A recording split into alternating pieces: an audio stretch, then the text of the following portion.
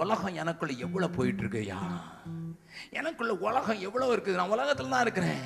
அவங்கள மாதிரி இருக்கணும், அவங்கள மாதிரி இருக்கணும். நான் யாரை காப்பி பண்றேன் ஆண்டவரே? யாரை பார்த்து வாழ்றேன் ஆண்டவரே?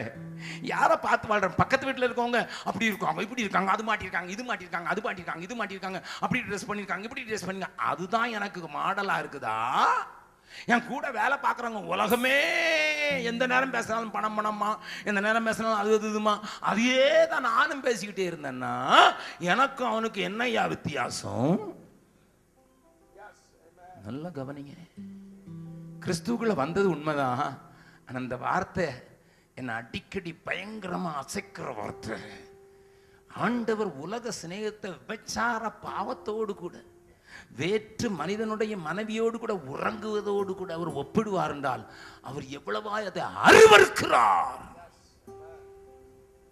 பிரதர்ஸ், நான் கேட்க விரும்புறேன்,